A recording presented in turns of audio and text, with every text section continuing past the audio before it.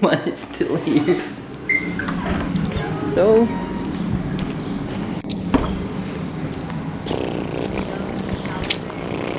there seems to be local rain, like standing here you'd catch some rain, not here, but yeah, here. Funny, huh? So yeah, my gadget is still in the toilet. It's so funny.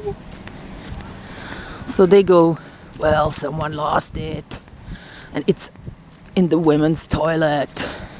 Women do so, she'll come back.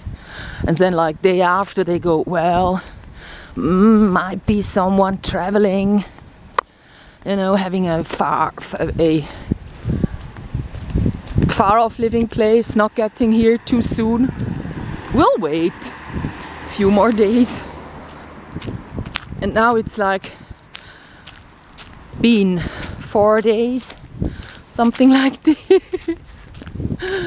And I guess they will wait and wait and wait until they kind of finally put that one to the lost items collection they have. So yeah, like you wouldn't imagine the stuff people lose. Like when you lose something you want to get back, you describe your item, and there are so many similar items, I tell you. So they come to the desk and they show you like key hangers, hundreds of them, keys, hundreds, all sorts of things. They got manifold. So they don't really care whether you get your own back. So if you ever lose something in Switzerland, if you don't mind taking a similar good to you instead, you can really go to the lost items office and just tell them when you lost it. Like when you say half a year ago, then you're pretty safe.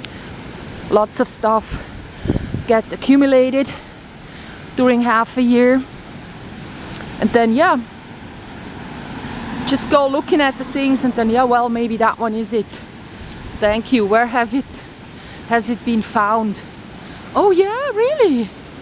But I didn't lose it there. That one doesn't matter. They ask you, where did you lose it? As well. So yeah. I once was writing a not to be taken for serious text about what you can get for free in Zurich, financial capital of Switzerland. So considering the lost office, lost property office, you can get anything. But if you really need a ladder, there is always some fire department nearby. If you need food, there are lots of places handing out bread, even bakeries at Saturdays, or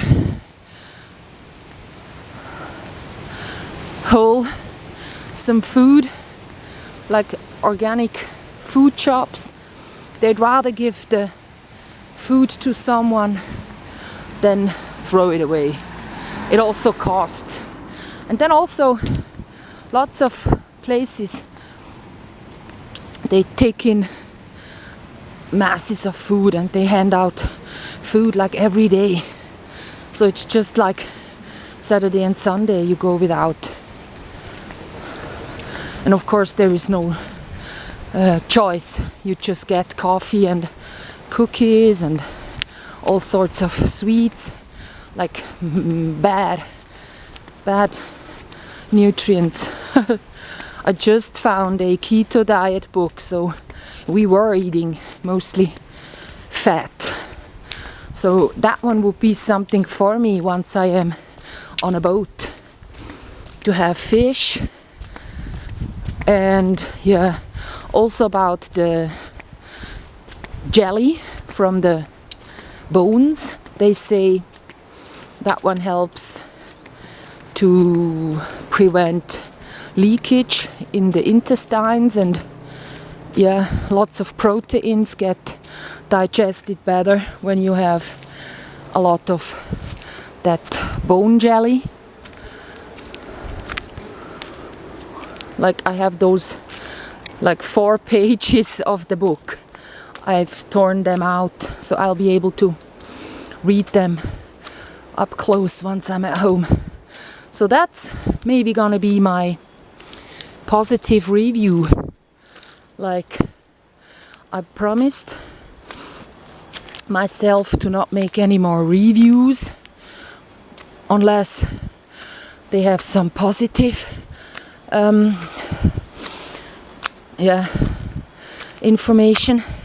And the very thing is, keto diet, the people that do it, they don't look healthy because they have no fat on them. So they are constantly living off fat. That's why they look so lean. And the thing is, once a little crisis hits them, like a 7-day illness, what do they live off? It says once you intake sugars, you can switch easily to digesting those easy to digest sugars. They always get digested first. But to switch back to the keto variation, you would really have to not eat starches and sugars. And then, yeah, it's coconut oil and oils and nuts and lots of meat. So they also say that the nutrients in the meat intake is higher than with veggies. Oh, yeah, and people could sustain a period without food more easy on this keto thing when they were hunting or collecting berries in ancient times, because it keeps you fit. When you rely on sugars, you need sugars on and on because they're not ready for you floating free in your body. They get kind of put away pretty quickly, and then yeah, you gotta eat again. So that's what I'm doing. I really crave sugars, and I could stop it actually, and that'll be the worst detox I will ever have been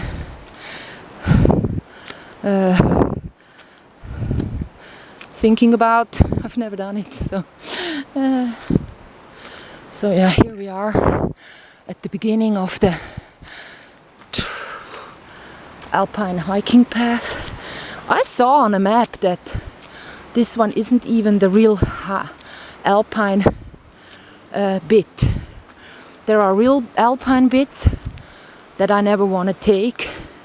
You cannot go there with flip-flops. So just a few kilometers on this and that side of this valley, there is some real alpine hiking paths. Like you there don't see a road. It's just a small trail at best. Yeah. So I might go down with a bike tomorrow, Monday, and then go to a nearby lake, and then hopefully stay there. I'd love to put up a tent at the street parade and then be able to sleep for a few days in Zurich, and then leave the tent to some people, just, or leave it right there. Someone will use it. I'm sure. So here we are, a bench. Yeah. So now I confess to you about the cat, like all the late, the kind of conclusions that entered my head. Oh yeah, the cat had this kind of bleeding paw. So I thought, yeah, if it's bleeding, all the bullshit gets washed out. I don't need to bother the cat, like doctor around its paw.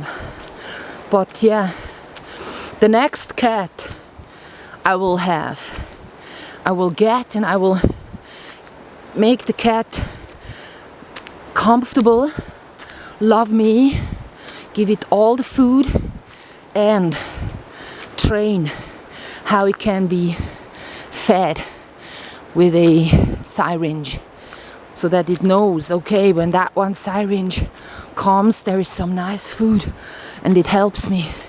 We've done it before. For no reason, I will just feed the cat with a syringe, so that once it has had it and knows, okay, it's just eating, it's just intake of calories, you know. One pipette, not syringe, one pipette that I fed was 1 milliliter. Imagine how many pipettes I needed to get a bit of food together. Like I saw it when the cat was puking it. That one was the train down there. The cat was puking, so I made early on the mistake to think maybe it's something with the stomach, a cat not eating. But no, it was the throat and the tongue. So I will look into any cat that comes into my life. I will look into that cat's mouth as soon as I see it's not eating. And then I will start force feeding it so that it won't fall apart. And also, yeah, I will stay away from places and cats and people that have any viruses on them. And I will tell the people to not touch my cat. I don't want their hands on it, you know. And then the cat will have all the freedom a cat needs.